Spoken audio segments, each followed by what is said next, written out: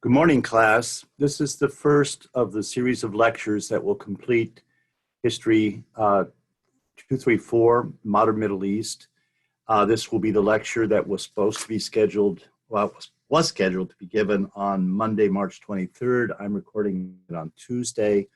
I hope to get it up online today, but there will be a delay because I'm slow to master the technology. So I want you to bear with me.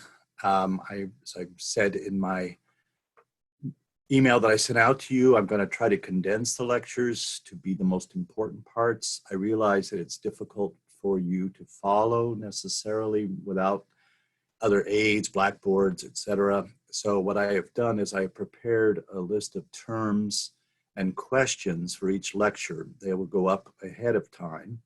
I ask that you look at them. They will be available on Moodle.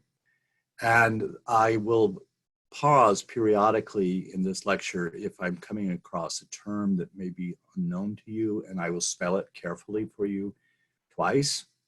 Remember that in preparing for the final exam, which will be 2 essays, you don't need to know a lot of details. You need to think of the broad picture of things. So in that light, today's lecture, which is on the Israelis and the Palestinians and the Lebanese Civil War, will try to give you the main details without a lot of, main trends without a lot of details. Okay, so to begin with, the 67 war obviously turned everything upside down in the Middle East. The Israelis found themselves in control of all of what had been the mandate of Palestine. The Palestinians found themselves divided into 2 groups.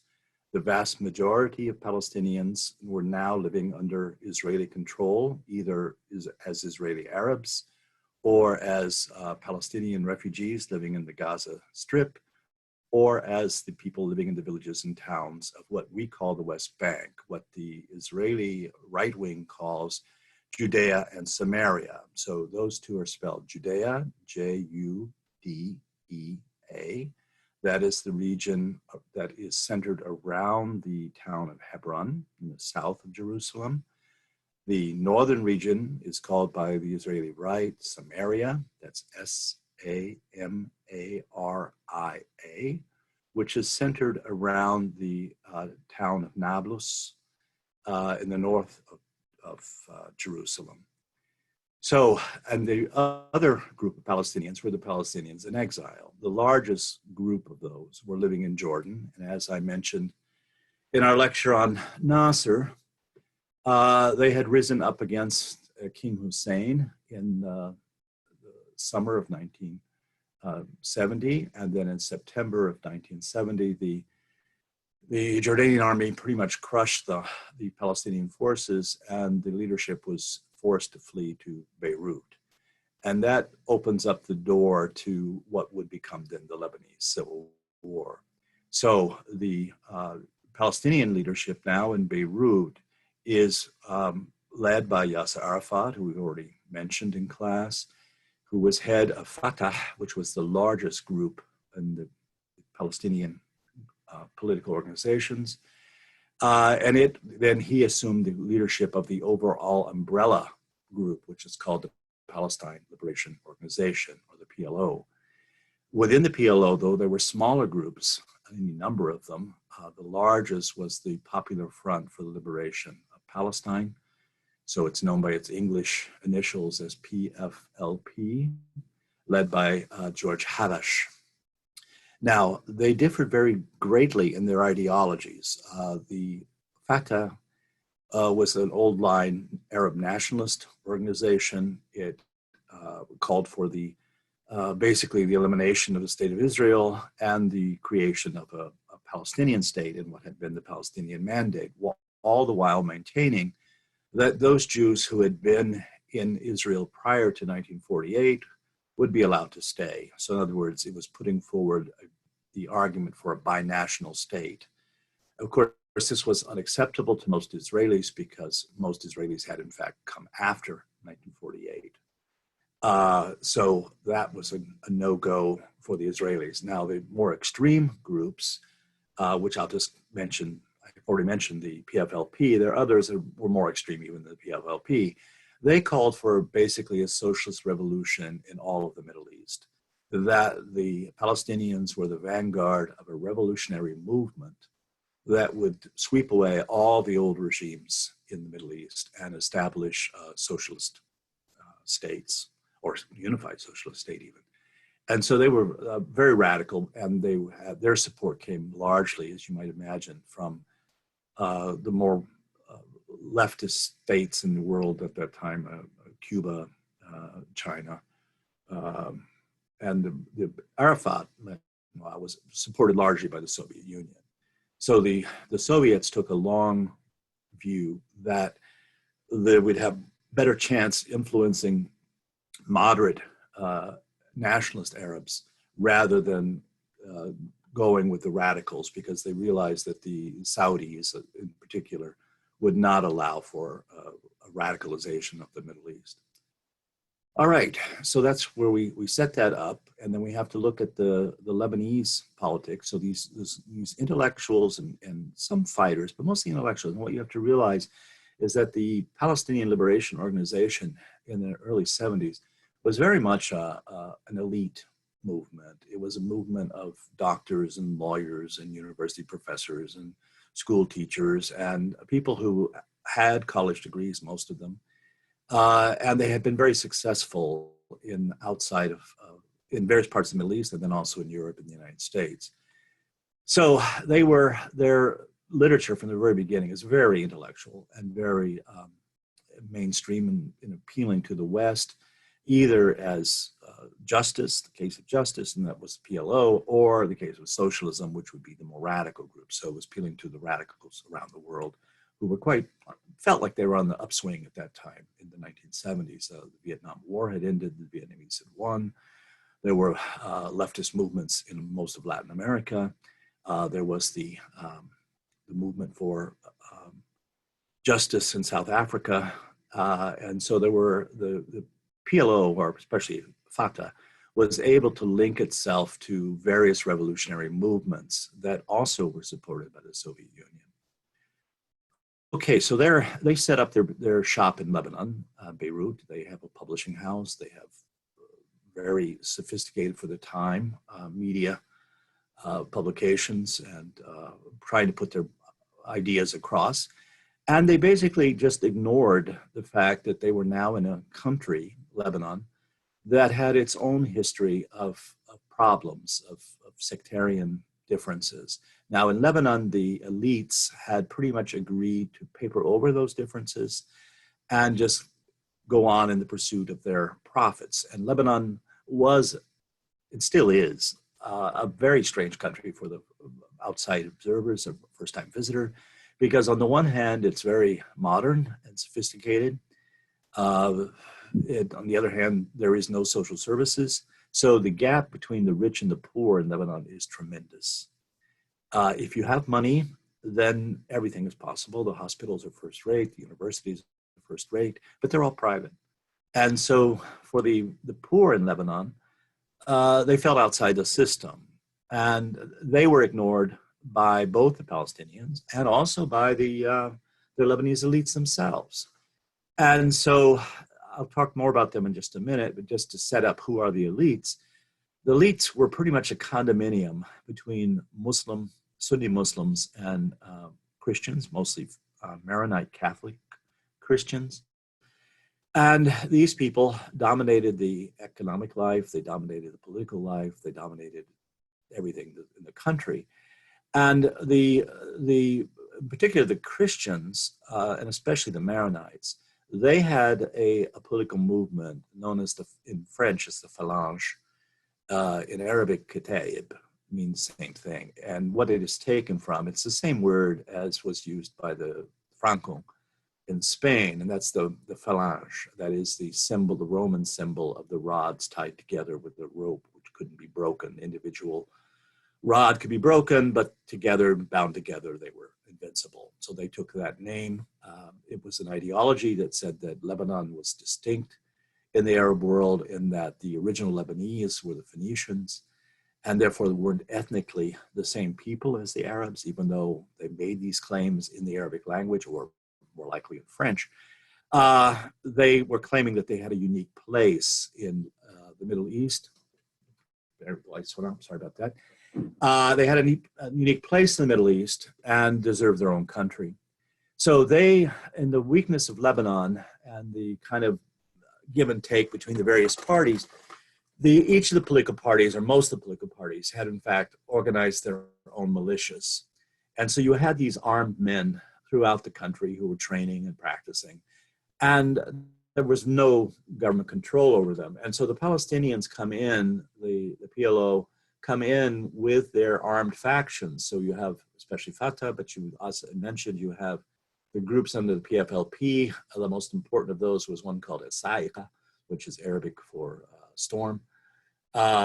They were also armed and acting independently of the PLO or Yasir Arafat. So you basically had there are many different groups of armed men who were in the country. So it was a tinderbox. So the Israelis see this as an opportunity to eliminate the Palestinians from, at least the leadership of the Palestinians from Lebanon, by starting attacks on Lebanese infrastructure. There was a bombing, air raid on the airport and the Middle East Airlines, which was the national airlines. Several of their planes were blown up on the tarmac by the Israelis. And then after that, there were targeted commando raids into Lebanon, assassinating various Palestinian intellectuals and officials, but also intellectuals. So 2 or 3 very famous Palestinian intellectuals, most famous of which was an author named Hassan Kanafani, that's Kanafani, were assassinated by Israeli hit squads. And this was all designed to create pressure on the Lebanese elite to act against the Palestinians the same way that the Jordanian state had acted against the Palestinians in Jordan. The crucial difference was there really wasn't a competent Lebanese state. The Jordanians had one of the best militaries in the world. I'm sorry, in the Middle East. It was small, but it was trained by the British and well equipped by the United States and Britain. The officer corps was almost entirely recruited from Bedouin tribes that were loyal to the royal family. Remember, they're Hashemites, so they have a claim to go back to the Prophet Muhammad for legitimacy. And so the traditional elements in Lebanon were squarely behind, in Jordan, were squarely behind the royal family. In Lebanon, you had the situation where the competing political parties representing the different factions, and so there was no consensus. The Lebanese army was only about 20,000 men. It was divided up into battalions. Unfortunately, for the future of the country, what would unfold in the next few years, they were recruited by their sect, so that Druze would be in one battalion, Maronites in another battalion, Sunnis in another battalion, and so on and so on. So the leadership of the army was mostly Christian, but the army itself was mostly Muslim. And to make fragmentation even more possible, as I mentioned, the units were often recruited from the different communities. So there was almost no Lebanese army to be able to react to Israeli pressures to get rid of the PLO from Beirut. And so what happened is the Phalange began to think they were the guardians of Lebanon, and they were the ones who should protect Lebanon, and they were the ones who would take on the Palestinians. Now, what makes things even more complicated for Lebanon was I mentioned that there were large numbers of people who were left outside of the boom, the economic boom, and the good life that so many upper-class Lebanese, middle-class Lebanese were living. And these people began to be radicalized, first by the Communist Party. They had some effect, but given Middle Eastern people tend to be religious, and so the communists really did not have a wide appeal. But what you had is the emergence of an individual whose name was Musa al-Sadr, whose name is on the list. He was a cleric from Iran, although his family originally was from Lebanon. I think it's his grandfather migrated from the Lebanese Shia community to Iran, and the family was then established in Iran. They actually are also cousins, or second, third cousins, to the al-Sadr family that's very dominant in the Shia community in Iraq. So it was a network of religious scholars that came from this one family. And he had come back to Lebanon. We know now, at the time, he just seemed to have shown up out of nowhere. We know now he was part of a network that Imam Khomeini had already established among clerics both in Iraq and in Iran to promote a Shia revolution throughout the Middle East. So he arrived in Lebanon in the late 60s, and he started, as many of the Islamic movements we'll talk about later in the class, he started aid societies, helping the poor, soup kitchens, employment facilities, things like that, appealing largely to Lebanon's Shia population, which was the largest single group. We think it's about 35% of the Lebanese population. Remember, I say we think because the Lebanese have not taken a census since 1932. When I was there a year ago, a Lebanese friend joked to me that in Lebanon, we know exactly how many cars we have. We know exactly how many television sets we have, because those are all registered with the government and people have to pay taxes on them. But we don't know how many people we have, because nobody really wants to know, because it will upset the apple cart of the way that things are apportioned by religious sect. So the Shia were largely outside of this. They did have people representing them in parliament, but they were underrepresented, and they were disproportionately the poor in Lebanon, other than Palestinian refugees. They were the poorest of the Lebanese population. So Musa al-Sadr then starts to organize them, and he forms a movement whose acronym in Arabic is AMAL, AMAL.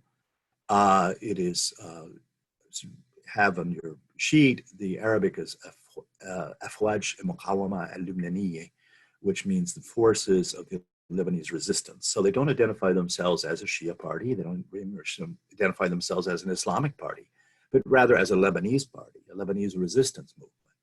And it helps that an acronym, AMAL, means hope in Arabic. So remember, FaTeH means conquest, AMAL means hope. So they usually try to pick an acronym that means something in Arabic. So the movement was called AMAL, and it starts off as a self-help movement, but it also starts to radicalize people. It convinces, for example, fishermen that they should strike against the conglomerates that own the fishing industry. And so there was agitation in Lebanon, especially in the south, where the Shia are the majority of the population. And so the Maronites leadership felt that they were losing out in both in terms of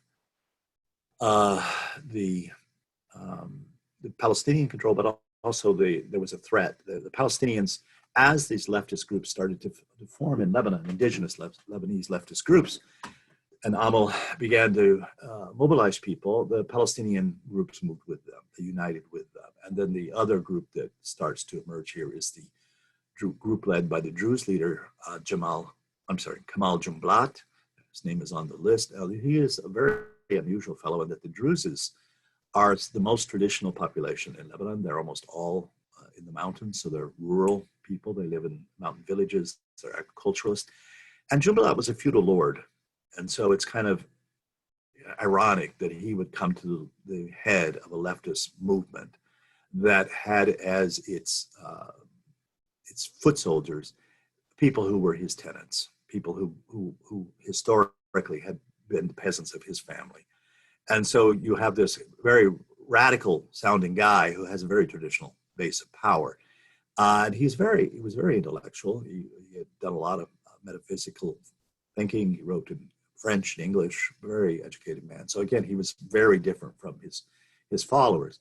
So these leftist forces, so we're talking about to some extent the Shiite radicals, although AMAL at first stays out of the struggle with the Palestinians and the Phalange. We'll see them coming in later after the Israeli occupation of southern Lebanon in 1978. But in the beginning, they're there, but they're part of a radicalization that's going on in the Lebanese population. Okay, now what's happening in Israel at this time? Well, in Israel, the Israelis, after 242 was passed, remember that was the idea of basically land for peace, that the Israelis would withdraw from lands occupied during the 67 war, and in exchange, the Jordanians would move into the West Bank. So this kind of disregarded the Palestinians in the equation, but for the Israelis, it meant that they were willing, if they could get peace with their Arab neighbors, they would keep only, in most of their minds, there would be Jerusalem would be kept, and then the government already in the early 70s was creating military settlements in the Jordan River Valley, but there was no wide-scale occupation of the territories outside of those. So most of the West Bank was still inhabited by Palestinians with only Israeli military presence, not settlers. But what happened in the 70s is that the Jewish population starts to radicalize. And you get in 1974 the creation of the movement called Gush Emunim, which is on your list, I think. So it's if it's not, it's G-U-S-H, first word, that means block. The second word is E-M-U-N-I-M. That means the faithful. So it translates as the block of the faithful. And this is what we call the forefront of the religious Zionist movement, which is that all of the territories of Palestine should belong to the Jewish people because they were given to the Jewish people by God. And no one can negotiate any of that land away because God gave it to the Jews. So you get a very ideological movement that's both religious and nationalist. And that then begins to be very important. Well, not in total numbers, but remember, Israeli politics are divided up multiple parties. So every government in Israel has to be a coalition government. And so they have more power. They have more, they have more power in the parliament than maybe they would have if there were only a two-party system. And you get then the creation of a very radical group called KACH. That's K-A-C-H. That's, again, initials. I don't remember what the Hebrew word for it is. KACH, I think, means power. It is started by an American, Jewish American named Meir Kahane. That's M-E-I-R, first name, last name K-A-H-A-N-E. He had immigrated to Israel, and his movement was very, an echo, really, of Jabotinsky's idea. And it was basically the expulsion of all Palestinians from Palestine. That's what they called for.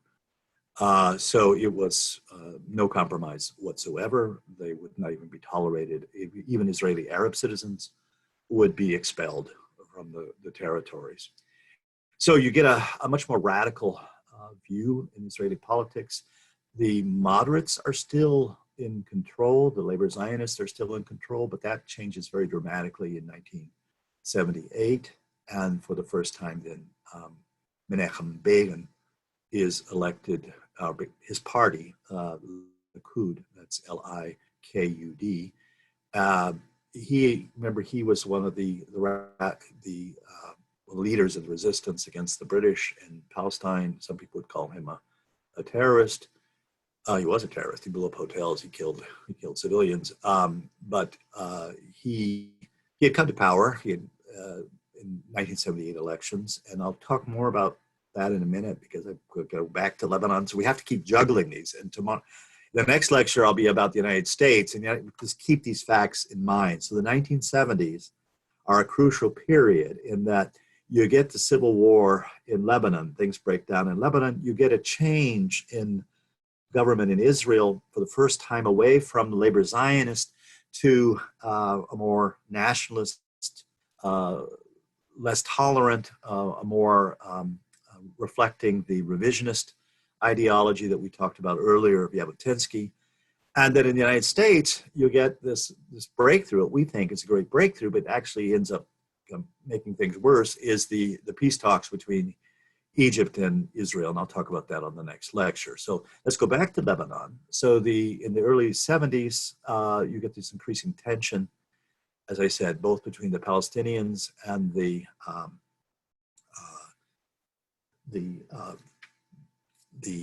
Phalange militia in particular.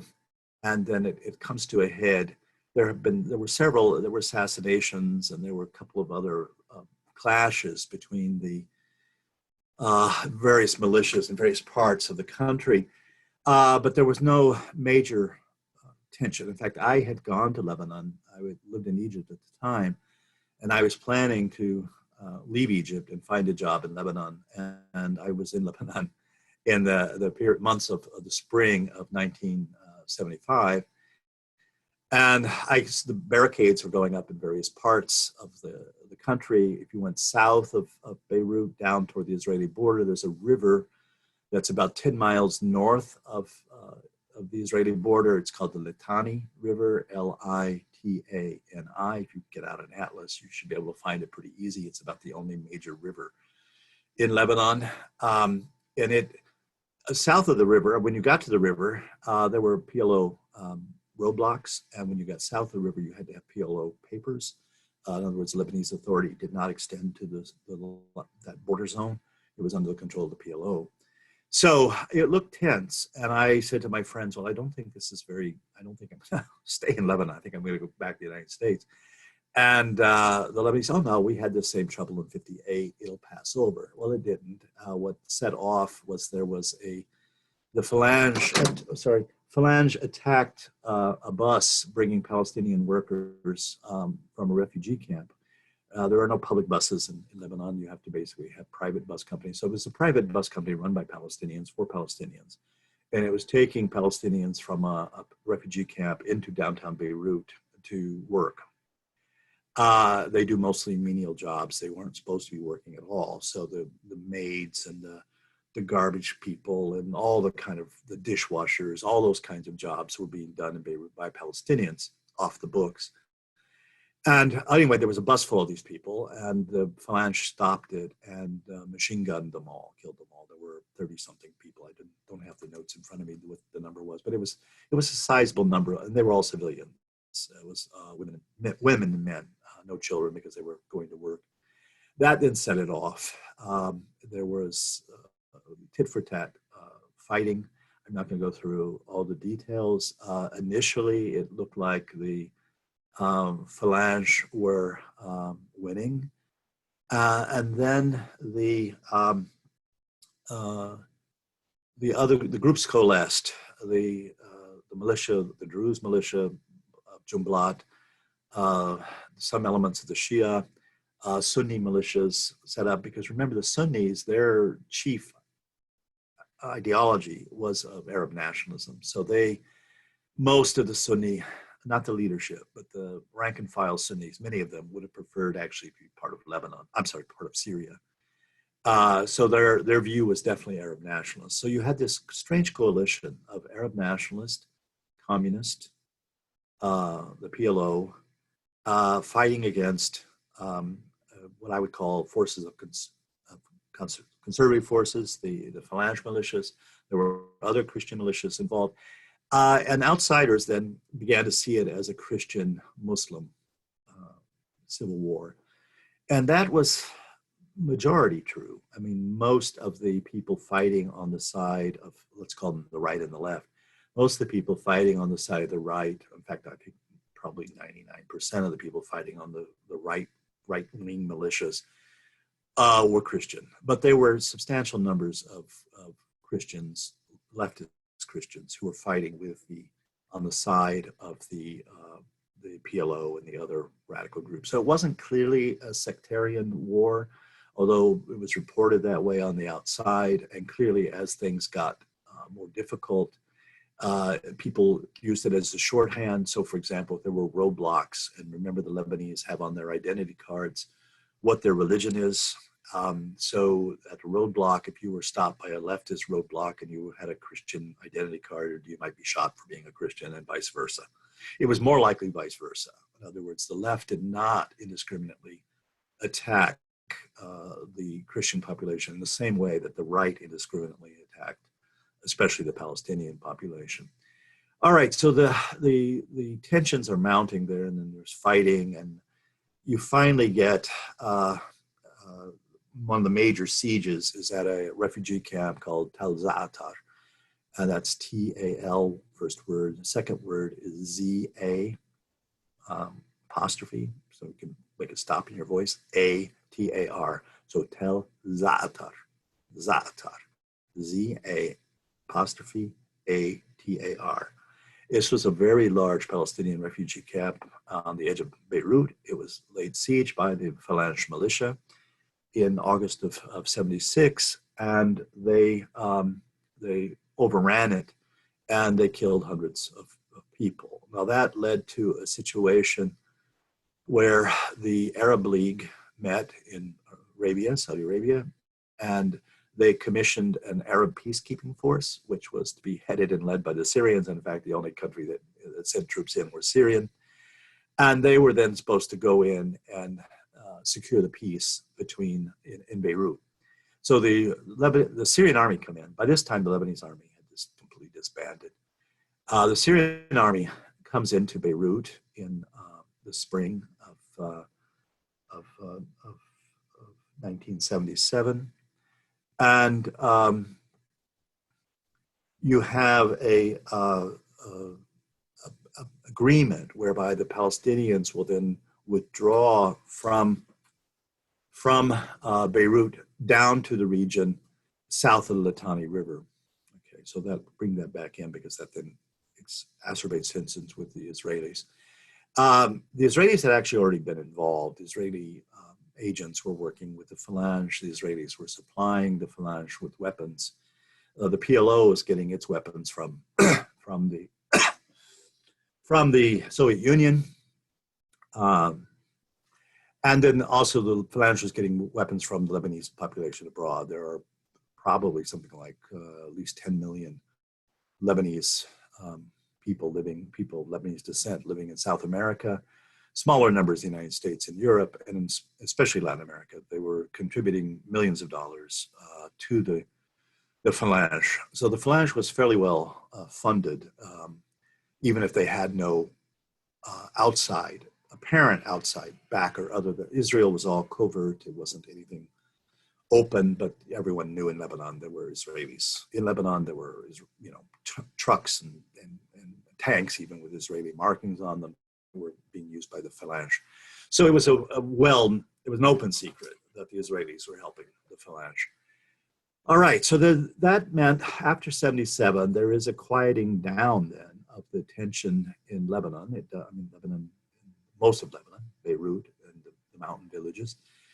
There's tension, there's occasional killing, but there isn't any major outburst of fighting. So the movement, the civil war, or the trouble moves south to Litani. And then you have in that region, which is heavily Shi'a, remember, you have the PLOs active, and they start to shoot mortars. At this point, there really aren't rockets.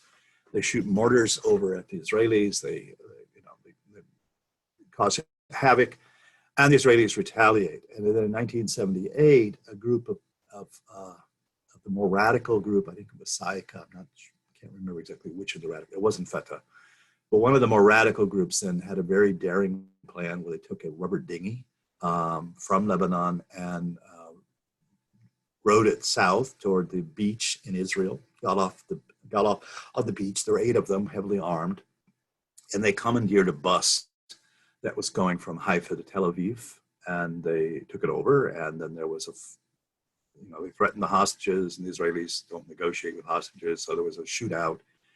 And in the course of the fighting, and I do have that number here, that 6 of the commandos were killed, the other 2 were captured. 34 Israeli passengers on the bus were killed, and another 50 or so were wounded. So it was for Israel, it was a very dramatic escalation. It was the first time you had Israeli civilians being killed by Palestinians. And so at this time, you also have the Israeli government had changed. Menachem Begin had come to power in 1977.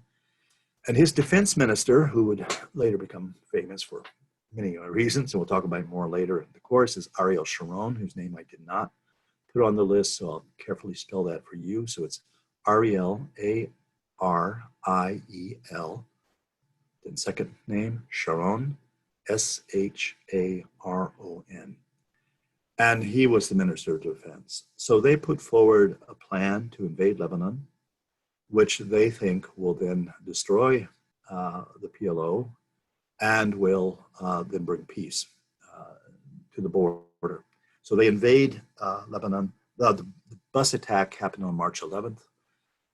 They invaded Lebanon on March 15th, and they pushed to the Litani River. So they occupied a 10-mile belt in southern Lebanon. A number of Lebanese civilians were killed, but more importantly for the history of the conflict, large numbers of peasants who lived in that region, which was a very rich agricultural area, mostly grew tobacco, although it also grew hashish. It was the major source of hashish in the Middle East. The peasant farmers who were there, they fled up north to Beirut, and they settled on the southern suburbs of Beirut. And that area today is called Dahya. And Dahya is Arabic for suburb. And it's D-A-H-I-Y-E, Dahya. And now it's just the big urban slum. And these were people, rural people, who were forced by the fighting north. And these then became the core of what would be the radical Shia movement that we see today in Hezbollah. Its strength lies in Dahya, the Dahya suburb, more like suburb slum. And AMAL then starts to have a militia. Hezbollah does not come into existence yet, but AMAL starts to have a very active militia, and they then start joining on the forces of the left as well. Okay, so the Israeli invasion did not accomplish what it had hoped. There was American pressure because America was we'll talk about this more in the next lecture. America was trying to get the peace deal going between Egypt and Israel. And so the Israelis actually withdrew from southern Lebanon in June of 1978, and things went back to normal. That is, the PLO reoccupied the south, and they continued to have minor raids against the Israelis. There was no major raid into Israel proper, rather it was shooting of mortars and things like that over the border that would hit the Israeli settlements that were in the northern part of Israel, in the Galilee region. Okay, so that then continues as a muddle. There are Syrian troops in Lebanon. They are trying to keep the forces apart, but increasingly the Maronite militia are start to target the Syrian troops as an occupying force, and the Israelis are encouraging the Maronite to do so. So this leads to more fighting, no major outbreaks, but in the midst of this, some very important developments have happened. One is that Kamal Jumblatt is assassinated. We know now it was done by Syrian agents. Hafiz al-Assad, the president of Syria, was afraid that Kamal Jumblatt was too articulate and too intelligent and was gaining an upper hand in Arab media and pushing for a more leftist view of a reimagined Middle East. So he was assassinated, and the other key figure in the early story, Musa al-Sadr, he was invited to Libya. Libya said that it was going Muammar Gaddafi. We'll talk about later, but just to give you a spelling, it can be spelled any number of ways. I think my favorite way is Q-A-D-D-A-F-I, Gaddafi. He was the dictator in Libya. He invited Musa al-Sadr to come to Libya, and he would negotiate. He would set up a plan to end the civil war in Lebanon. So Musa Sadr shows up in Tripoli in Libya and is never seen again. A guy wearing his clothes shows up at the Rome airport, claiming to be him, but the Italian authorities say no, he's not. And the mystery then is what happened to Musa Sadr after the revolution in Lebanon. The Lebanese government sent an official delegation to try to investigate what had happened to him. They couldn't find any records, so it had been, everyone knows that he was eliminated by Muammar Gaddafi, but there's no paper trail, and that's that. So he was eliminated. And that may have opened the door then for more radicalization of the Shia. I don't know, because he was playing the long game rather than trying the revolutionary game. But anyway, he is eliminated. So this meant that on the left, you really didn't have any major people other than the PLO. And they become increasingly the voice of the resistance in Lebanon to the Israelis. And so the Phalange then see that the Syrians, they see that the Syrians aren't controlling the PLO, because the PLO is still raiding into Israel. And so the Israelis want to get rid of the PLO, and they also want to get rid of the Syrians. And there is a period, there are dogfights over Lebanon between the Syrian Air Force and the Israeli Air Force. The Israelis always won, the Syrians always get shot down. And it escalates. And then in 1972, there is an attempt on the Israeli ambassador in London. And the Israelis then use that as an excuse to invade Lebanon in the summer of 1972. And Reagan is president. So remember, when Republicans are president, then we tend to have a more look the other way attitude toward the Middle East. And so Reagan doesn't stop the Israelis from invading. He's pretty sure they're going to invade, because by this time we have pretty good air surveillance. It's gotten much more sophisticated, not nearly as sophisticated as it is now, but they were pretty sure the Israelis were preparing an invasion. But what they thought was that the Israelis were only going to go to the Litani River again. They did not anticipate that the Israelis were going to go all the way to Beirut.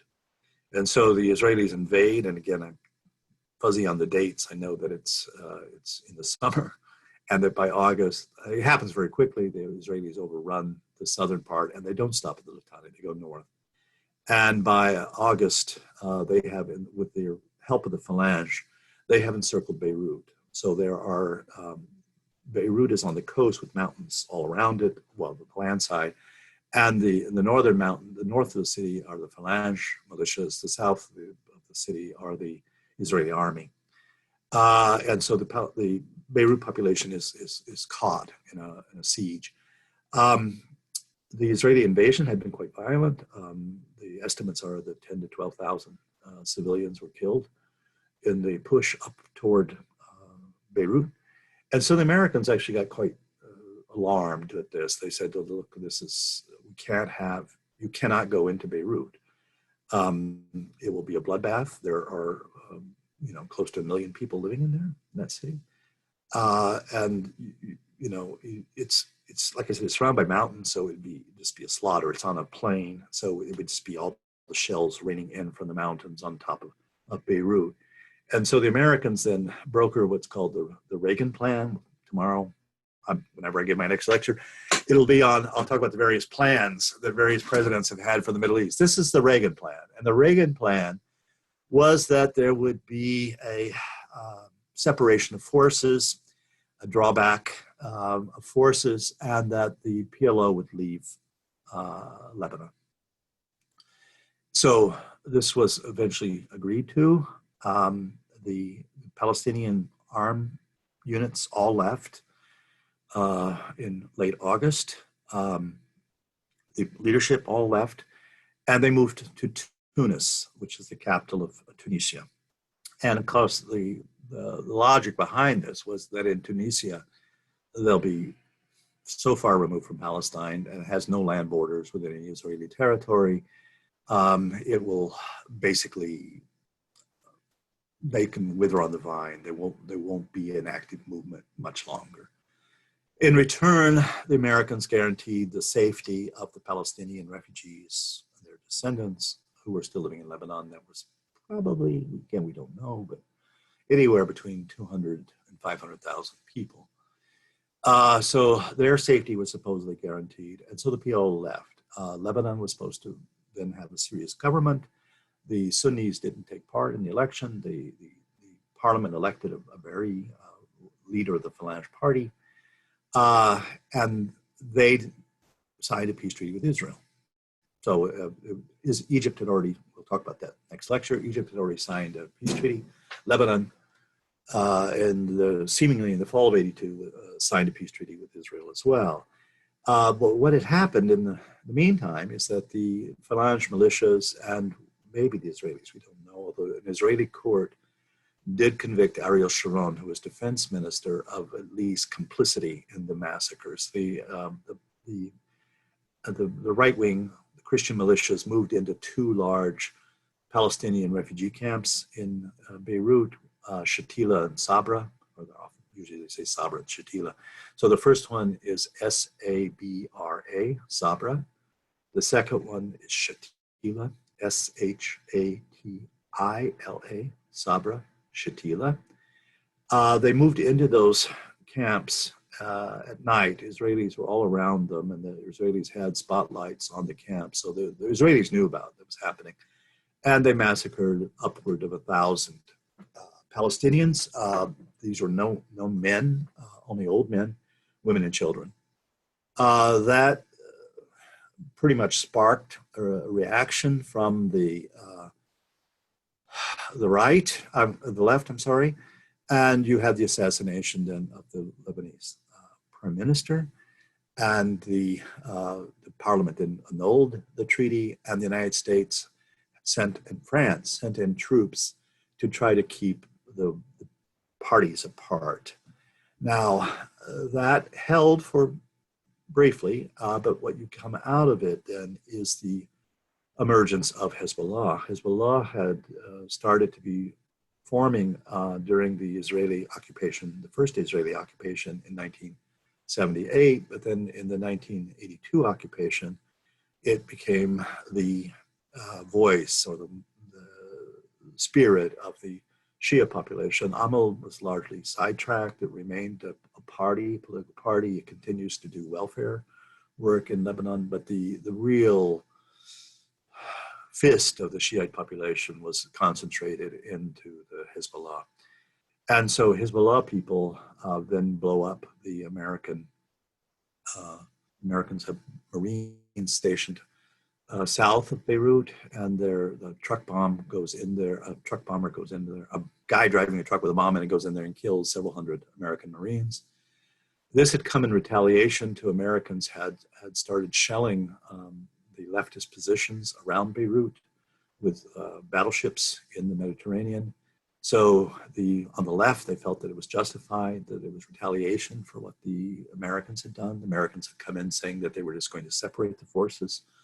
But they had begun to, by 1983, they had begun to militarily support the right-wing forces. And so this led to the car bombing in the Marines, and then there was another car bombing of the French barracks in Beirut. And this then led to Reagan pulling the American troops out of Lebanon. You then had another period of stalemate where not much happened. And then toward the end of the 80s, and the Syrian army is still there. It's comes in whenever. That probably what kept it getting really bad. The Syrian army still there. And then in the late 70s, you get one of the most bizarre part of the civil war is that you get a war between the two or three of the Christian factions. And so most of the killing in the late 70s is Christian upon Christian violence, including a really terrible bombing of a church during a mass. So finally, the Arab states get together and they call a peace treaty, a call for a peace conference, I should say, in Ta'if in Saudi Arabia. That's T-A, again, the hyphen, not hyphen, the apostrophe, I-F, Ta'if. And they issue the Ta'if Agreement in 1990. And this basically returns Lebanon to where it was in 1975. That is, well, it says all the militias will, on disarm, which the Syrian army then goes around trying to disarm them, except for Hezbollah. Hezbollah says that they are able to continue the fight because Israel has continued. When the Reagan peace plan was put in place, the Israelis were to withdraw down to the Litani River. So the Israelis withdrew from Beirut in 1982, but they were then moved down to that border strip, the 10-mile deep border strip of southern Lebanon. So Hezbollah claimed that they were the only force of resistance to the Israeli occupation of Lebanon. And so they were allowed to stay armed. All the other militias, including the Phalange militia, had to disarm. And so the only army in Lebanon after 1990, effective army, were the Syrians. And we'll talk about that at another lecture. I'll talk about that in another lecture. The political alignment shifted. Remember before it was the 6-4. For every 6 Christians in the government office or in parliament, there would be, 6-5. There would be 5 Muslims. So 6-5, it's 6-4, 6-5. The new agreement was 5-5. So they'd be evenly divided by Christians and Muslims. It did nothing to change the sectarian nature of politics, that people only could vote for candidates from their own religious party. So most political parties, as I mentioned earlier in the semester, most political parties represent religious communities. They don't all, and there are some weird parties where they put forward candidates of different religious communities so that people from different religious communities can vote for them. Because remember, you can only vote for people of your own religious community. You can't vote for somebody, if there's a Muslim you really like and you're a Christian, you can't vote for that person. All right, so that, and in the end, the Lebanese agreed not to talk about the civil war. They went about their business. The number of dead is, again, debated, but the general figures are between 120 and 130,000. These, unlike the war now going on in Syria, were almost entirely young men. There were occasional killings, I mentioned, at refugee camps of civilians, but generally speaking, the mortality rate in the Lebanese civil war was between young men between the ages of, say, 18 and 30. And so it was a large number of young men to be lost. And also during this period, Lebanon's population, as we say, we don't really know how many of them there are, but we know at least 1 million of them were outside the country during that time. In terms of infrastructure damage, there wasn't that much outside of Beirut.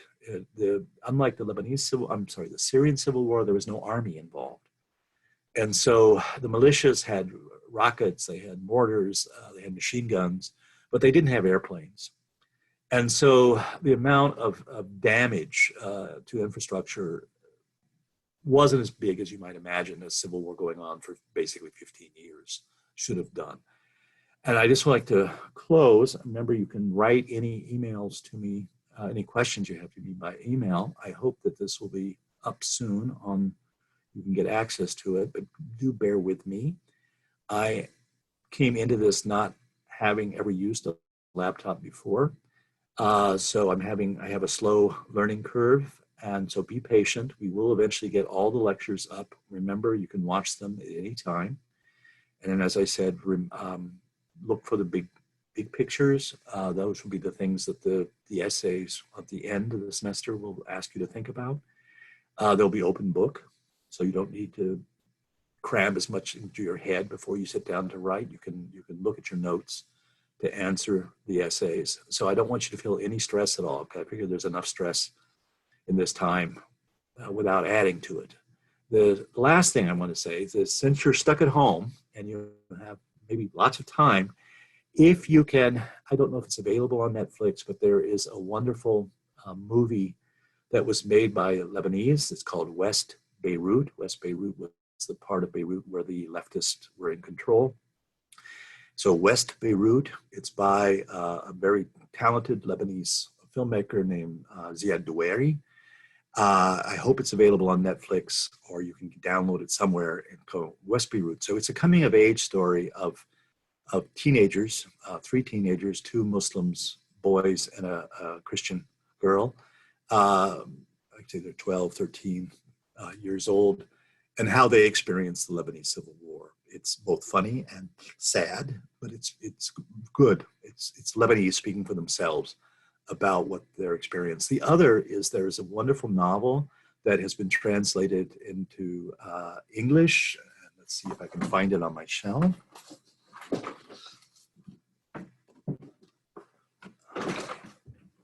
No, it shows up backwards, but you can at least put it to a mirror. It's called Beirut Blues by Hanan El-Sheikh.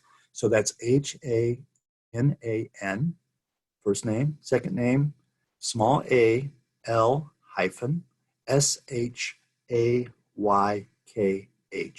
Beirut Blues. I highly recommend it. It is written as a series of love letters by the author to various personalities, including Billie Holiday. I'm sorry, yeah, not Billie Holiday. Well, never mind. But it lays out one woman's experience in the Civil War, and it's particularly interesting, I think, for us. One, she's a woman. Second, she's Shia. And so it gives you a Shia perspective to what was happening in the Civil War. So with that, I say I hope you're all staying well. Connecticut isn't pretty much complete closed down, although interestingly for Connecticut, the essential services include liquor stores and gun shops. So almost everything else is closed other than grocery stores and the things you would imagine. But we can buy liquor and we can buy guns. So I guess all's well in Connecticut. So I hope you're well where you are, and that, like I said, if you have any questions, please don't hesitate to write to me. Goodbye.